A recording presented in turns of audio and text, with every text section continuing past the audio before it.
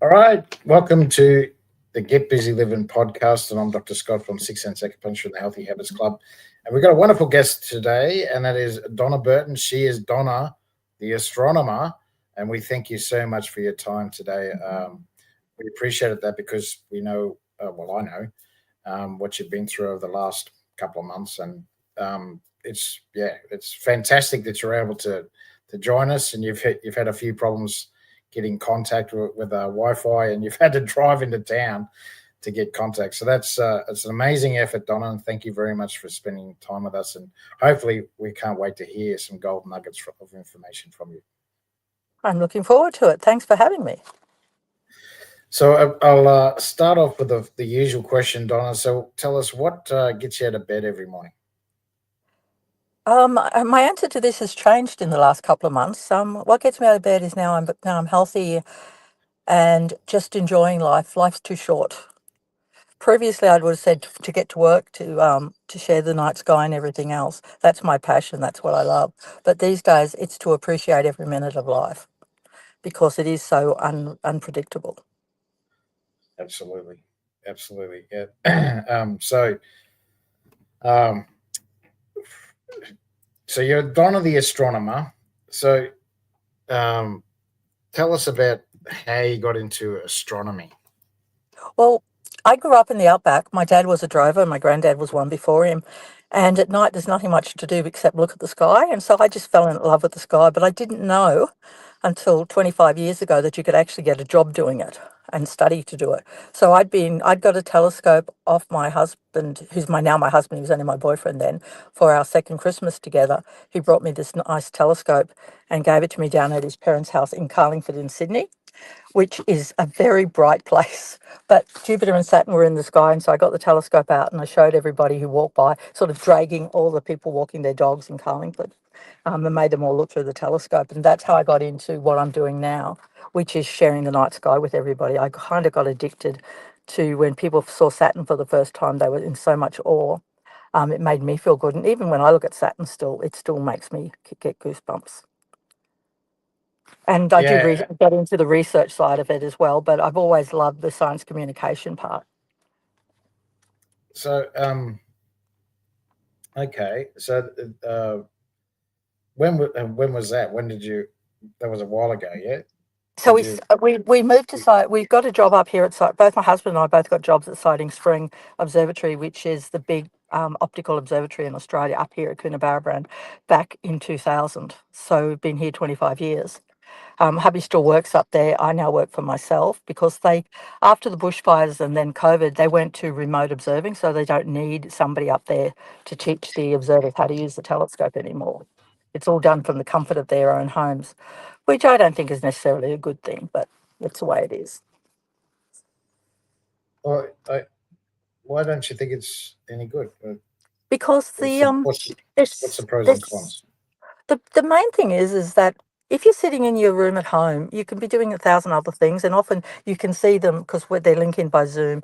They'll be doing things that you wouldn't do if you're actually on site. Whereas if you're on site, and this is the way it used to be, you understand how the telescope works, you understand a bit more, you can go outside, you can see what the weather's doing, you get the whole immersive experience. And for the 5, 6, 7 days that you're actually observing, you're sort of living it. um, you eat, sleep, and use the telescope. And I think all students who are doing astronomy or astrophysics who want to be observational astronomers should go to the telescope at least once in their career. I've been to telescopes not just in Australia, but in other places in the world as well. So, and it's all very different, but there's something about it. Then you can go back and then you can do it by Zoom, because you have a better understanding. And when the person driving the telescope says, no, you can't do that because it's too wet outside, the humidity is high, you don't argue with them as much as you do if you have no concept of what that actually means. That's why I think it's a bad thing, because I think students aren't coming up anymore. And, they'll often go off, they'll have their friends around, and they'll do things like they might have a drink while they're doing it. Whereas if you're up on site, you don't do that. Yeah, So gotcha. I Okay. think you're just missing out on the actual real experience of being an astronomer. It's almost like a game, a computer game, in other words. You're sitting there on the end of Zoom. somebody's pressing buttons or you're pressing buttons and stuff, and things are happening. Whereas if you're actually on site, you can do stuff in between that's related. You check your data as it comes out, all that sort of stuff. And I learned that the hard way I've got 2 comets to my name. I would have had 3 if I'd checked my data before I went to sleep early in my career. And then an American found it, even though I'd actually seen it the night in our nighttime. They got it because they recognised it and claimed it. So I never go to bed without at least roughly checking all my data, because I don't want to miss So something and have somebody else discover it. Could be Nobel Prize stuff. You never know. exactly. So the 2 comments that you recognise, what did you call them? Did you call them Donna the Rocket, or Now, what did you call them? I call them all sorts of things. Officially, they're actually one's called 386P Sighting Spring. It comes around quite regularly, every 13 or so years. And it's a really special for me because it's a bit strange like I am. It's the fastest retrograde comet, so it goes around the sun the opposite direction to all the other comets. And What? it's only between us and Jupiter. And so it has this Uh, lovely little orbit. Mhm. All right, I got a weird question. How does that Yep. work? How does it go backwards? Well, something at some stage probably knocked it, just like Venus. Um, the sun rises in the west and sets in the east on Venus because something whacked into it early on. And yeah, normally just something knocks it out of orbit at some stage, and then it stays where it is. Okay. There's a few Okay, so retrograde comets, but this is the fastest one. So it's good to study. It never gets visible in the sky like the 3 that have been visible over the last month or so. But and the other one, Q3 Sighting Spring, got me my famous for a little bit because it decided to split itself up and people caught pictures of it. But yeah, when they first saw it, the WISE satellite in space, the NASA satellite was new, so it took a photo of it because it was yeah. infrared and it takes pictures of physically cool things. So comets are cool, as in physically cool, but they're also cool because they are. And yeah, so I was on the front page of all the papers. This is in 2010, 4 years after I've discovered it, with a headline: ANU astronomer Donna Burton, first Australian woman to discover a comet. Which was the first Very time I cool. knew that I was the first Australian woman to discover a comet. By that time, I had 2. But and I asked my boss, hey, I called up my boss in the uni and said, hey, since I'm an astronomer, not a technical support officer, can I have a pay rise? He just told me to go back to work, but it was worth a go.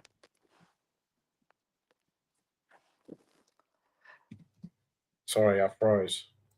It was just my Wi-Fi. It's been playing up. So I didn't get that last bit. Did you called? I called my boss up when I saw the paper. See, basically, I didn't know about it. I'd been at work the night before, so I was asleep. And the ABC rang me up at 8:30 to ask me about the comet, and I was like, had no idea what they were talking about because where I live, we don't get newspapers delivered, so I hadn't seen a newspaper. I live 20 k's out of town on a farm.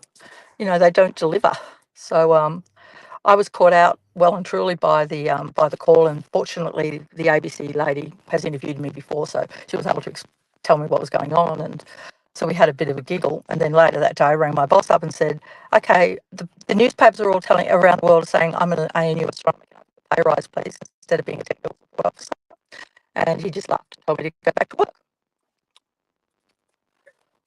What the?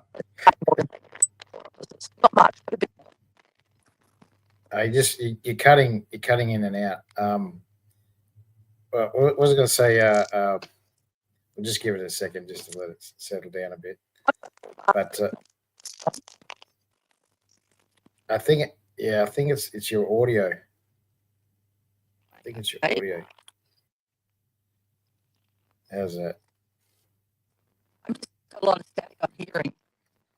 Yeah, so am I. I'm getting a lot of static as well. What's that?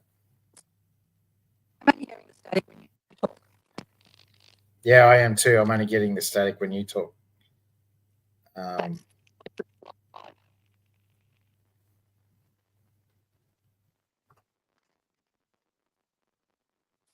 Okay, static's come down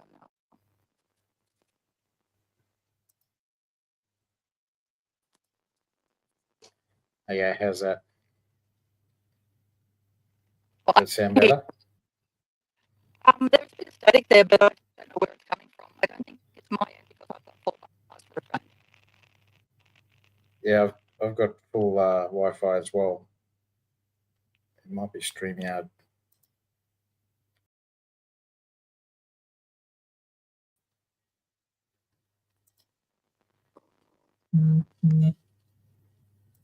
Can you hear me now?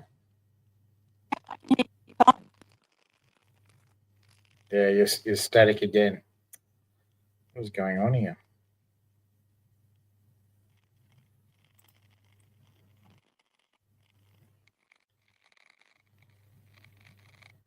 Um,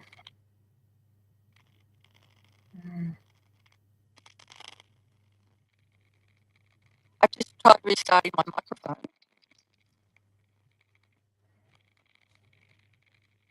have you got earphones? No, I haven't because I forgot to bring them. But the Bluetooth doesn't. The Bluetooth, you can't hear me. That's why I've travelled down normal calls. Yeah, it's a bit difficult on a PC. Okay, so I'm static as well. So when I speak, it's static as well. Yeah, I'm not hearing static when I speak. Only you. Yeah, exactly the same for me. When you speak, there's heaps of static. When I speak, it's okay. There's no problem.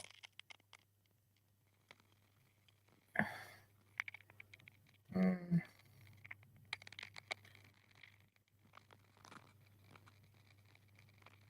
So I just went and tried to make adjustments to turn the mic on and off, see if that helped, but it didn't seem to help. Jeez. Just let me think for a second. What is wrong?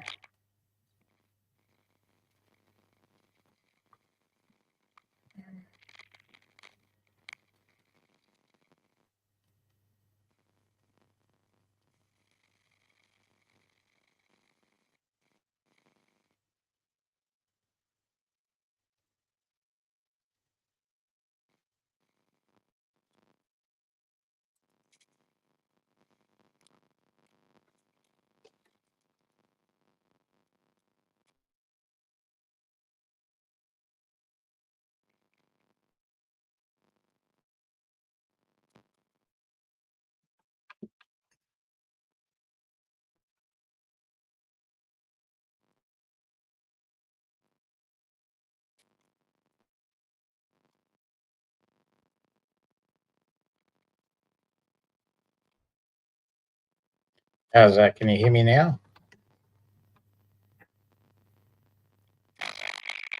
Still getting static. No, that's terrible.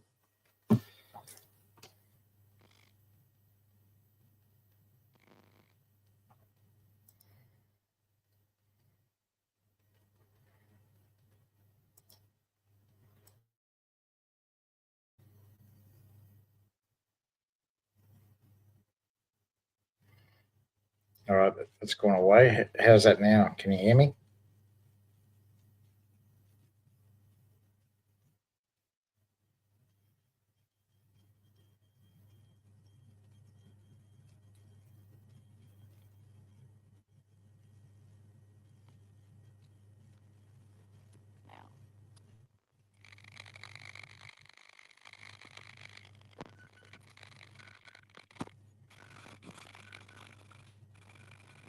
I just got out of the car and got on the wall. Stop the plug.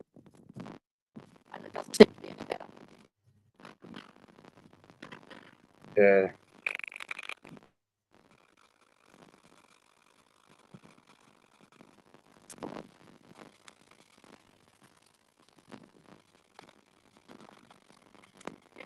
Static has been getting out of the car. Yeah. I can't hear a word you're saying. No, what should we do then? I've just changed my Wi-Fi over to another Wi-Fi system, and it's no better. I can only use the help with the rest.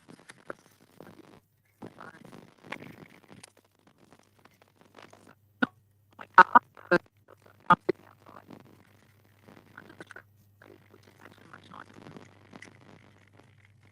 Yeah, I can't hear a word you're saying. I can't hear anything.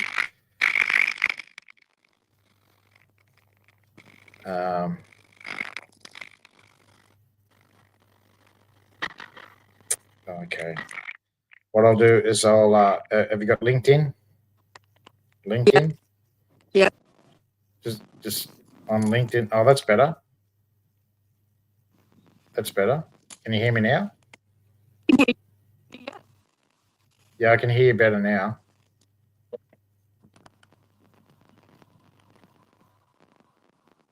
So tell us about the second comment that you found.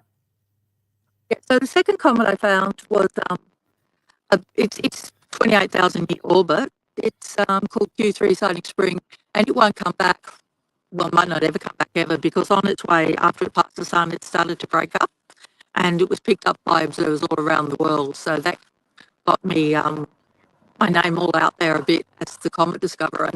And by the way, the only reason I'm the only Australian lady to have discovered comets is because I'm the only one looking.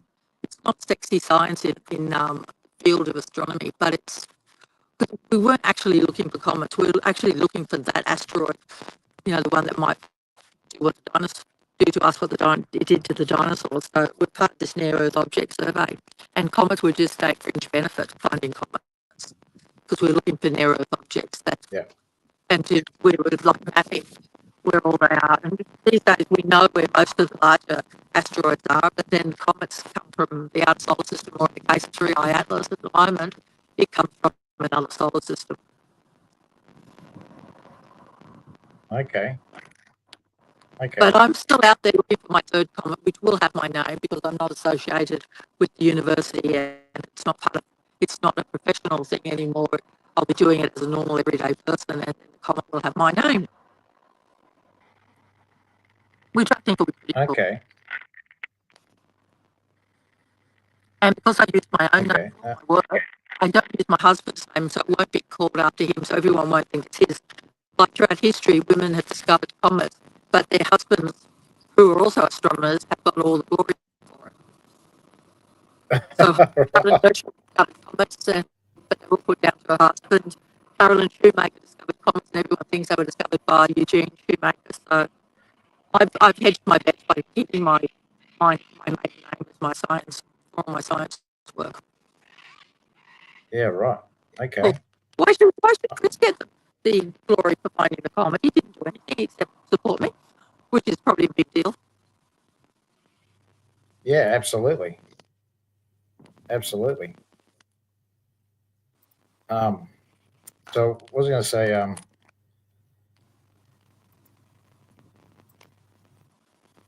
What I was going to ask.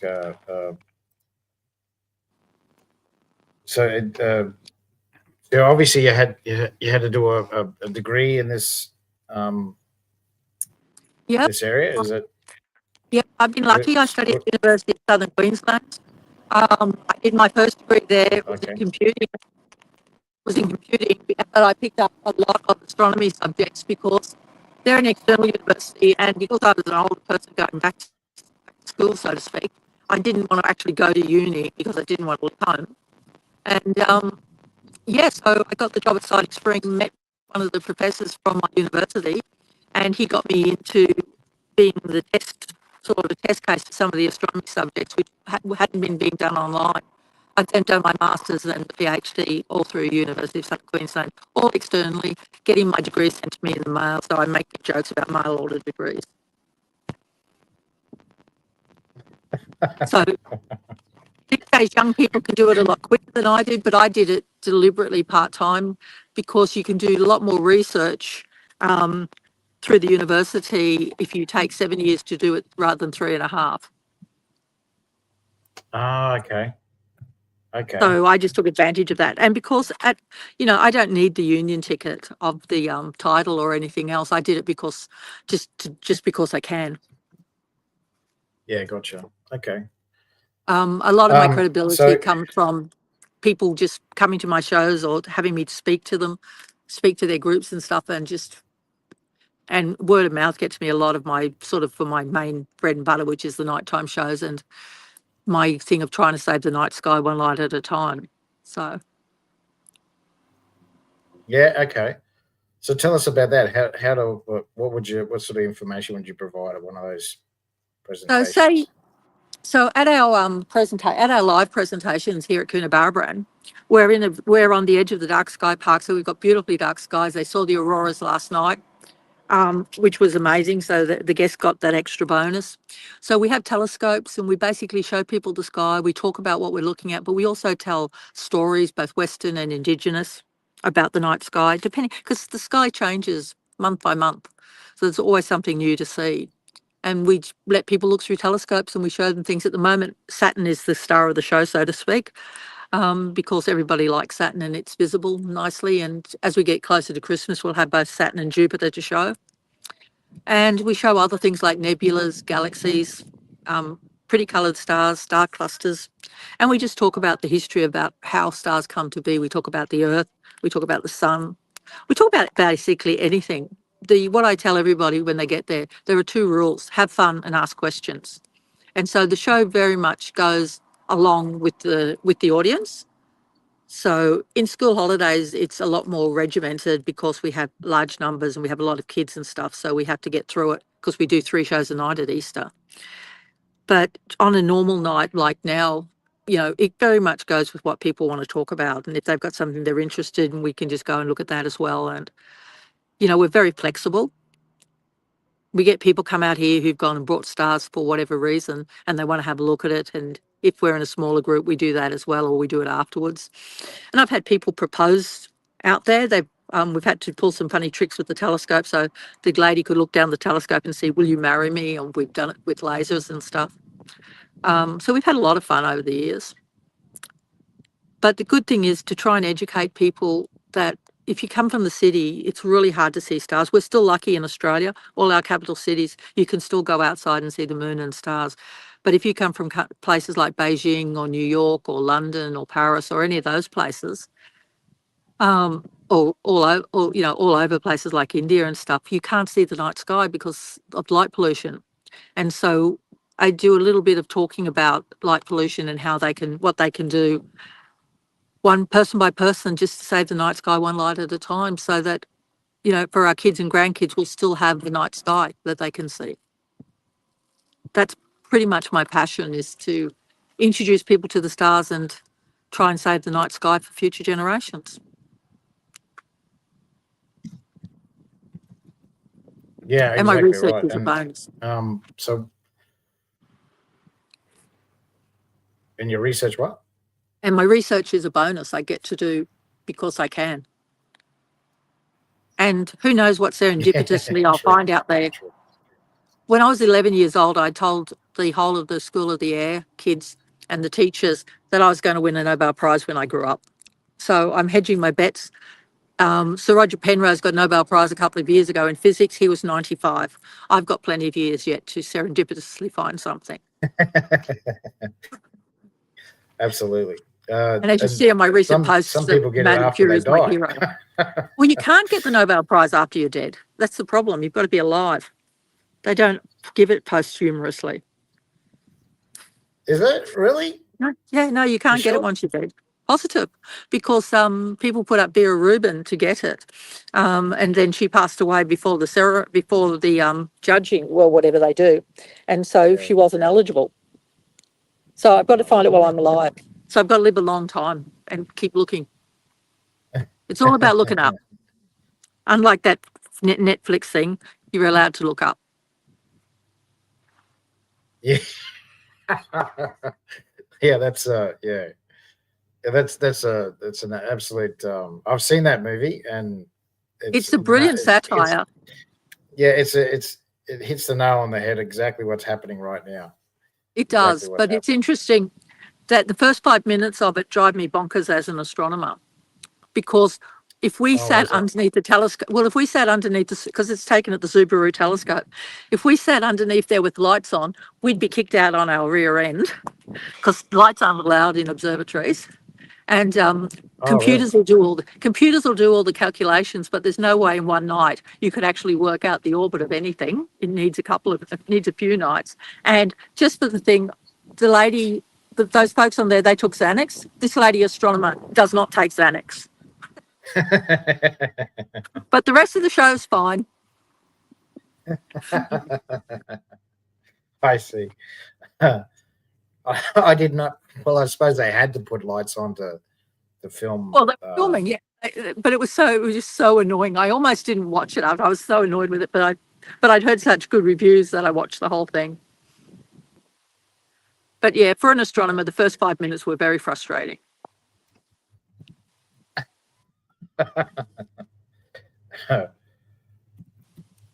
Okay, and what else would you talk about at one of the presentations as well? So when I do presentations, I did a presentation to some seniors out at Barradine, which is a nearby town to here, on Monday, and I talked about Mars and showed videos of the landers, and we had a good time talking about should we go to Mars or shouldn't we. I have my most popular talk is and I did this last Friday night after I got home from hospital, on Ladies of the Night, about women astronomers throughout history from a couple of millennia BCE to today, to the 50s and 60s. And that's probably my most popular talk. I've got because I talk on cruise ships, I've got a repertoire of around 30, 35 talks on different topics. And the third most popular talk is the one on astrology versus astronomy. It's a very fun talk because a lot of times I'll get introduced on the radio or somewhere when I'm come out to do a talk, and for some reason or other, I'll be announced as an astrologer, which cracks me up. And like I tell them, that's the biggest offensive thing you can say to an astronomer is to call them an astrologer. Because obviously they're different. One actually studies the science, and the other explains the meanings of what they see. Whereas I just tell you what's out there and what it actually is. I can't predict the future. If I could, I'd be rich because I'd know who would have won the Melbourne Cup and I would have bet on it. Or I'd know the lotto numbers, but I'm not that clever. Absolutely. And what was I going to say? Yeah, well, that makes sense. And so there, yeah, like you said, there is science behind what you're explaining. So so we study how the stars are made and how the planets come to be and what everything is. Astrology is more talking about how they influence people and their lives and their behavior and stuff. I've got a really funny story. Do you want to hear a funny story about astrology? Yeah, absolutely. I've got a few stories about moons and full moons and new moons. Oh, there's a lot of evidence about full moons and lunacy, but this is a story. This is a true story. This is a research done, and basically it was done trying to. It was about horoscopes. So they sent out. This was done in the US. They sent out an email to people. They got 1,500 people to sign up to get a free horoscope. They had to provide their name, their full name, where they were born, the time they were born, all that sort of stuff. Right, all the stuff that astrologers want to know. Anyway, they then sent out to these 1,500 people the exact same horoscope, and then they followed it up with questions afterwards, how it fitted, etc., how accurate it was. 87% said it was highly accurate. It described them. The rub and the funny bit of the whole thing is the horoscope they sent out was for a serial killer. So, oh wow, yeah, what does that say? So basically, my opinion is, if you want to believe in astrology, go ahead. It's a hell of a lot cheaper than therapy if it makes you feel better. Absolutely. Yeah, so I used to work in hospitals as a security officer, and yeah, full moons and new moons. It was not always before or on the night. Sometimes it could be a night or two after, but usually it was within 2 nights of the full moon and new moon. You just have this big influx of people just doing crazy things. You just think, what? There's so much empirical evidence that, particularly the full moon, and a lot to do with the light, the amount of light. And affects people's rhythms and everything else. But it's an interesting field of study that crosses a crossover. Actually, you've given me an idea for a LinkedIn post now. Yeah, okay. Tell us about that. Oh, I'll do it next. I'll do it for the next full moon, about the history of lunacy and all of that sort of stuff, but some of the more modern science as well behind it. Yeah, okay. Well, if you've Yeah. got children with ADHD or any of those sort of things, you'll actually find that they also play up more during Around full the moons, full moon. around the full moon, Yeah. either side of the full moon. And again, Yes, I that comes noticed down, that. I think, to the light. Yeah. I noticed that as well in the hospital because we had the Royal Children's Hospital where I was working before they closed it all down. And yeah, there's a big influx of kids that just go crazy. Yes. But it wasn't only kids; it was adults as well. Adults. Yeah. Yeah. But I've been more Just do looking weird at stuff. the effect of light pollution on children, and how there are more cases of particularly ADHD and that part of the spectrum in cities and big cities around the world, and how it's on the increase, whereas in rural and regional areas around the world, the numbers are less, and the relationship between light pollution and children's behaviour. So I'm working with some psychologists and social workers and people who are specialists, sociologists and stuff who specialise in that field, and I'm the astronomer giving them the technical advice. But astronomers get to do really cool stuff. It does make sense. It does make sense because, like I said, hence why I'm wearing the red glasses, because I know about red light and how blue and green light affects us as well. And yeah, you're exactly right. The sun is a very powerful. Well, it's a power tool. It basically empowers us. Well, at the moment, it's being super energetic with this big G5 storm we've got that's bringing the auroras up to Queensland. The last time auroras were seen as far north as they've been in this solar cycle was back in 1859. Oh, wow. When they were seen in Rockhampton. And I saw them on the Tropic of Capricorn last May as well. So they're pretty rare events what we're going through. Yeah, because you're saying you're sorry about that. The truck went by. So I'm sitting outside, so you get traffic coming by.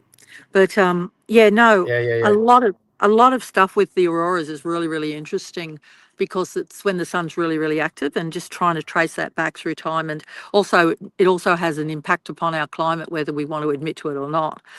You know, it doesn't disrange. Obviously, 8 billion people on the earth is going to have a significant impact on our climate. But when you add the sun and volcanoes and everything else into the equation, you've got to look at the big picture. You can't just look at one phase and try and fix one phase. You've got to look overall, and that's where astronomy plays a role as well in solar weather.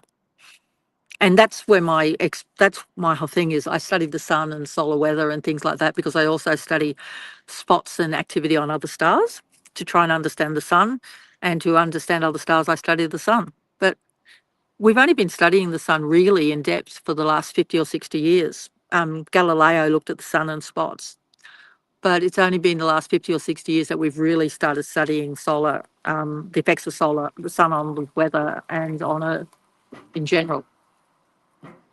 So it's a really exciting field, solar astronomy. Yeah, okay.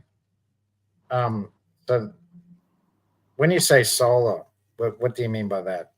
So the sun, studying how the sun works and trying to understand it, because we form the same time as the sun, and where we are, because at one stage both Venus and Mars had oceans and everything else and could have had microbial life, which could still be there, because when you're finding what's happening in the permafrost up in the northern hemisphere near Siberia, and they're finding viruses and bacteria that have been frozen and can be regenerated, that's highly probable stuff we're going to find on places like Mars. We won't find that on Venus, because Venus has got 1,100 active volcanoes changing it all the time. But why is Earth in such a delicate, perfect position? And the way the climate, our temperature range and everything else, because of the sun, is so significant. But we've had times through history where we had, at the turn of the 16th the 17th century, the 1600s, when there were no sunspots at all for a period of 75 years. And we had the little mini ice age where the River Thames froze over and things like that. Then we've had hotter times where there were forests in Antarctica and bushfires. So it's really, really interesting. And now we can do ice cores, which gives us information on things going back a couple of million years. So we can see the changes in climate over that from the elements and that are in there, as well as in the Northern Hemisphere, they use tree rings and the auroral records of the Inuit people. So, yeah, studying what effect the sun has when it has sunspots. We really don't even understand so much about the sun. Why is the surface of the sun only 6,700 degrees, yet the corona out from the sun is over 1 million degrees? That's why they send solar missions to sit out there and to try and warn us about these big flares that we're getting at the moment, because these flares can also affect HF radio. They can affect, which is important in military areas. It affects just general communications. It can take out satellites, so it could take out our internet. A really bad solar storm like 1859, which went through telegraph wires, because in those days you didn't have things like we have today. Communication was through telegram and dots and dashes and stuff, I guess. And people got shocked sitting at their desks, and the wires would run without the batteries being turned on, and papers burnt on people's desks through it all. At these days, Wow. we've had incidences in 89 and 2003 where, like, a large part of Quebec's electricity grid was taken out. We've had all sorts of disruptions in that. There was one recently in the US where solar took out one of the power grids. So if what happened in 1859 happened today, it could cause trillions of dollars of damage in the US alone. And if you think about it, if they took out, say they took out all the if they took out the communication satellites, and it's like in the first part of a nuclear war, the electric magnetic pulse, it's the same effect as that. And yeah, certainly, could you imagine the world for a day with a couple of days or a month or a couple of months until they can put new satellites out without internet? In my case, I wouldn't have telephone access because my telephone runs off the satellite at home. Okay. And these are things that can happen with these storms, and that's why studying the sun is so really, really important. And this is the strongest sun cycle we've had since 1859. In recent history, where we've been able to study it so much better. And we've got those satellites up there in space, SOHO and Solar SDO, and those ones up there in the Parker Solar Telescope, collecting information and helping us to understand the sun much better than we've been able to do with our earthbound stuff. But I've got a telescope and I look at the sun every day because this is a special solar telescope. Yeah, right. Okay. So tell me about, is it true that we're getting closer to the sun? Very minutely. But when you consider that our orbit, we go around the sun in an elliptical orbit, so even there, we're closer to the sun at certain times. We're an average of 150 million kilometres away, but that can vary from 147,000 and something to 153, depending on the elliptical orbit, whether we're on the same, how tilted we are and all the sort of thing in our orbit. So during the year, we vary that much anyway. We vary, a few 10,000 kilometres. I mean, part of the reason, again, with the tilt of the sun and where it is at certain times, why we have seasons and why we have temperature variations. So the small amount that we're getting closer to the sun is not very much in the scheme of things, certainly not in the next few millennia will it be an issue. And who's to say we're going to be around in the next few millennia? Actually, we got a comment from Northside Hawk. Thank you, Northside Hawk, on YouTube. So they asked about the Carrington event. Yep. So the Carrington event, what I've been talking about, happened in 1859. It's called the Carrington event because a guy called Carrington had been drawing pictures of the sun the day before and had seen the activity on the sun, and then the next day, a couple of days later, all of these things happened with the telegraph wires and everything else and the interference.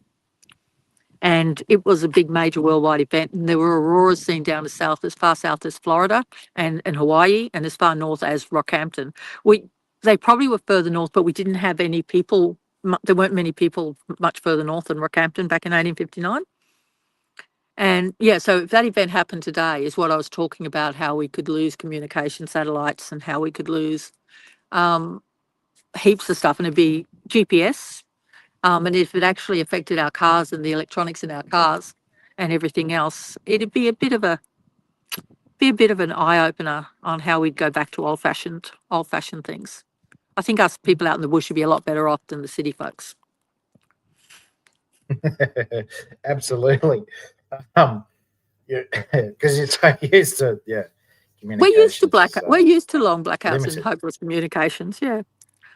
And we mostly all have generators and stuff to make sure we can get water and everything else. So, whereas it's a lot bigger deal in the city if they lose power for a few days, as they've had during recent bad weather events where towns and that have lost power for a week or more. It's a big challenge, but a Carrington event wouldn't be as easily fixed. I camp a lot. So you'd be right. Yeah, because I camp a lot. If I go to places where there's no power, there's no water, there's no nothing. So I know what to do to because I'm right. You're right. I've got a generator. I've got water supplies. I have all that. I know what to take. Perishable, imperishable foods and stuff like that. Canned foods. I mean, like especially if you're staying somewhere for a couple of weeks. You're right. The biggest scarier thing is more in geopolitics is that because the beginning of these solar storms and these events can be like an EMP, which is also what happens if someone sets off a bomb somewhere, sends off a bomb. And back in, I think it was 2003, that they went to DEFCON 1 in the States and Russia went on high alert. And it was only because they were sensible. The leaders at that time were a lot more sensible, perhaps, than current leaders, that they didn't overreact, and didn't take long for them to work out it was the sun, not that. But yeah, it has all sorts of interesting repercussions. So yeah, the Carrington event happening today would have a much more significant effect on us and everything in our day-to-day lives than it did on people in 1859. I hope that helps Dominic out and also Hawk. Yeah, so that's Don. So absolutely. Well, back then they didn't have any power. Number one. Well, no, and with the but you did have battery. You had battery power, so it was more DC and things like that, which was supplying things. I mean, I think in England they were still doing gaslight for lighting the.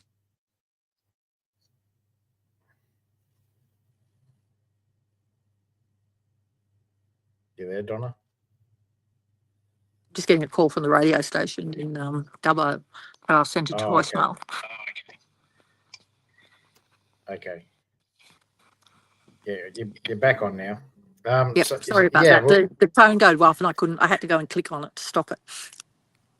So yeah, that's they did they 1859, they wouldn't have had batteries yet. They wouldn't have batteries. Yeah, they did. They had DC power. Think of Edison and Tesla. They were still around in those days. So they had battery, the telegraph, for telegraph, for communications through the telegraph. And remember, this is also not long before Marconi and radio signals as well. Yeah, okay. You got to put it in history. Yeah. Yeah, okay. Yeah, because they did. Yeah, that's right. That's how they communicated by telegram. By telegraph, yeah. And I mean, it affected them in Australia as well on the overland telegraph line, but affected right across the world. But the auroras were the main things that was what the clue to that's what amazed everybody, seeing auroras in Hawaii and Florida and Rockhampton. Oh, okay. And so that's pretty much what happened last May and this last 12 months. And we'll probably go through mid 2026 and still have these unique events like the last one before this one was on the 1st of January, overnight, the 1st, 2nd of January. There was another one that went up quite high in latitude, what we call mid-latitudes, which is kind of where I am, sort of around the 34 degrees, and it went up higher, it went above the Queensland border. So that's amazing. That's amazing. So it's so, and it's really good, all these auroras. That blows me away. Yeah. Yeah, and it's all because the sun's going through its cycles. Yeah. Okay. So that can, when do you think that's going to happen? Do you have an estimate? I'm hoping it won't happen. I'm hoping we'll just keep to these. It won't happen. What we've got at the moment, where we're getting really good, lovely auroras and the like, without the nasty benefits. Yeah. So we have to have a direct hit on the Earth to do that. So it's basically the auroras is when these ions from the solar wind and everything else massively hits the Earth's atmosphere and causes the interactions. And if it also hits the satellites, which are above there, that's when you have the problem with the satellites and the communications. Yeah, but right. Elon Musk set up a stack of Starlink satellites and lost them all. Lost twice. He's had 2 launches where he's lost all the satellites because they got knocked in orbit because there was a solar flare at the same time. And predicting them is something that's a big sort of project in the States at the moment. But of course, for the last couple of months, the States have been shut down. So none of this has been happening. So there's been very little warning about these sort of events happening. It's the rest of the world's been doing it because normally you get this straight out of NOAA and over in the States. So why are they shut down? Do you know? Because of the government shutdown in the States. They're all funded by the government in the US. And so it has a flow-on effect to the rest of us. Yeah, so the pages aren't being updated because there's no one to work on them. Oh, but really? Fortunately, the US isn't the only place that does stuff. So we've got people in Australia doing it and people in Europe. Yeah, I went to look at something on the NASA webpage for somebody, and it's got a big sign up saying, due to the government shutdown, we're not updating the page. You can't see the latest James Webb stuff or any James Webb Telescope stuff or anything like that at the moment because they can't update it because no one's working. But hopefully now they're fixing the problem up. Everything will come back online bit by bit.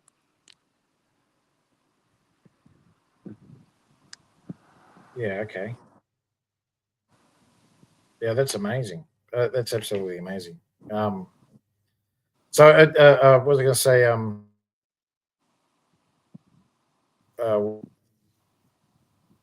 So we're sort of running out of time. You've done a great job. We've explained a few things. I've learned a lot today, actually. So thank you so much. Good.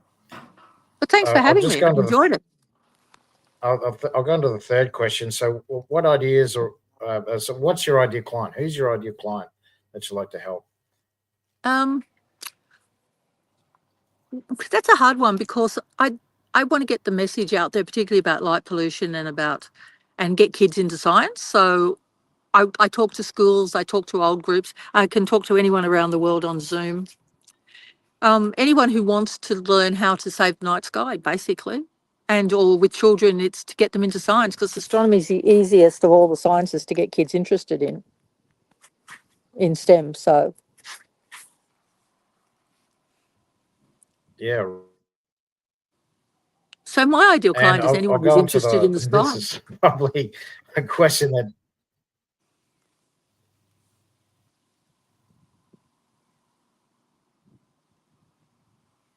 Hello? So can you hear me? Yes, now I can. I just said, please look up, everyone. Please look up. I was going to say, definitely look up. I'll go on to the last question. So, give us some ideas or information on how to provide lifelong longevity. Spend more time outside, away from technology. Go walking, go ground, just get grounded. I mean, that's what I find about the night sky. The night sky grounds me. When you can get to a dark spot, when you go out camping and stuff and you look up, it helps you realize how small you are. Like I'm sitting here on the bricks here looking out, and I can see like the moon in the sky, in the daytime sky and stuff, and just appreciate the fact that we can see stuff here in Australia and people in the rest of the world can't because they've got the pollution and everything else. And so, we need to do our little bit, but also just go out and have a look up and you'll be amazed. And it does ground you. And you feel so small sometimes when you're looking up at the Milky Way. Brings you back and makes all your problems feel a little bit less important.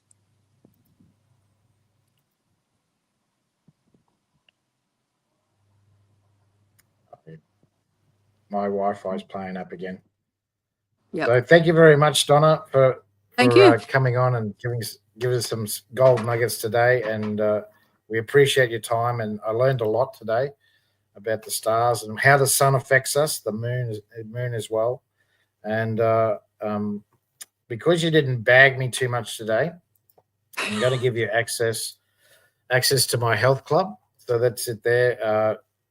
It's actually free. It doesn't cost you anything. So you get it for 30 days for free. So it's my bronze membership in my health club.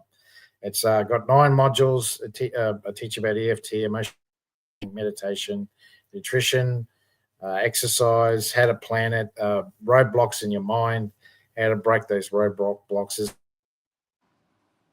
Awesome. There's a lot to learn. There always is. You get that access. And I'm going to give it to Dom as well, because Dom come on and ask some questions as well. So thank you very much, Dom, for coming on and thanks, Dom, from Northside Hawk. So he'll get access as well for 30 days for free. So there it is there. I've given you the access. I'll get my VA to contact you. So thanks very much, Donna, for coming on. Much appreciated for your time, and hope you get well very, very soon. Thank you very much, and thanks for having me. I've enjoyed it immensely. I'll work out how to get out. All right, guys, you've been watching the Get Busy Livin podcast. You've been watching the wonderful Donna the astronomer. You have a great day, guys, and I'll talk to you all very soon.